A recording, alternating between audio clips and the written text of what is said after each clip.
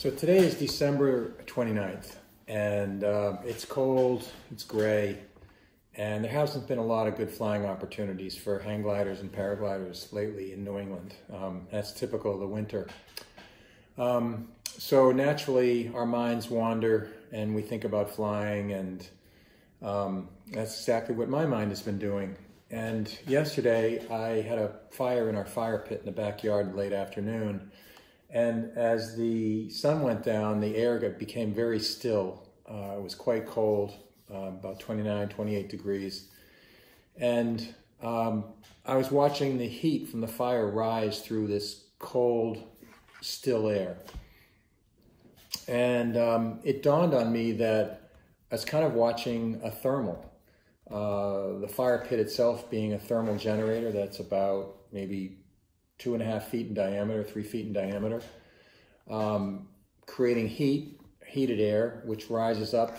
And I asked myself, is this a good scale model for thermals that we fly in the summer?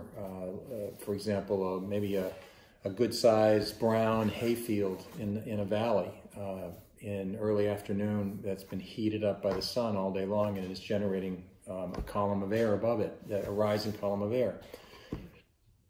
So I thought about it, and I don't really see why it wouldn't be a good scale model. So I decided to do a little bit of analytics of what I was seeing, and also to take some still photos of it and then some videos of it, both full motion and slow motion.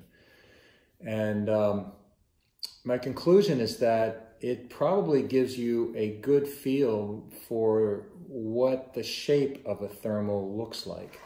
The reason you can see it with a fire pit is because the heat that's rising out of that fire pit is mixed with smoke, and you can see the smoke. And I turned on a floodlight that further highlights the smoke. So where the smoke is going is where the heat is going, and so I think you get a pretty good picture of what the thermal looks like. I did a quick calculation, a rough calculation, and determined that the heated air from the fire pit was probably rising at about 300 feet per minute. So it was kind of like a mild thermal in the summer. There were some interesting things. It starts narrow at the bottom of right above the fire pit itself, and seems to rise. And then as it rises, it starts to billow out. It starts to widen and billow. And on the edges of the thermal, the billowing seems to take the form of rising air that's closer into the middle of the thermal is rising faster, and then it rolls out and then starts to come down, even though the whole mass is rising. So out on the edges, it's going to be much lighter lift. And as you move in, as we all know, you get towards the core of the thermal, there's more lift. And that's exactly what I was seeing in this rising column of air and smoke above the fire pit. So I did take some pictures and some videos. I'm going to show those now so you can see what I saw. And it's pretty interesting, and may actually be helpful as we're flying in thermals to have this visualization in our mind of what the shape of the thermal may look like.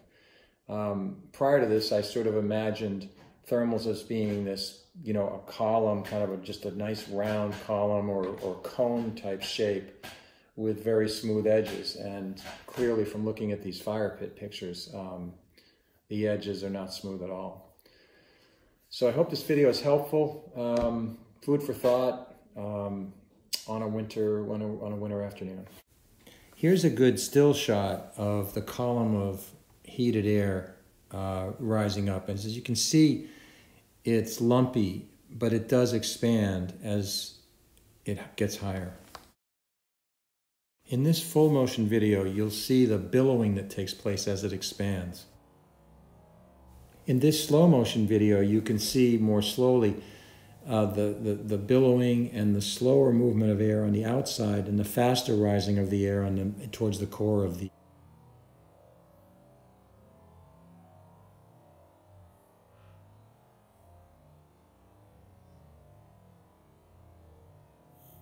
Notice the lumpiness and the fact that air is rising at different rates within the column of the thermal.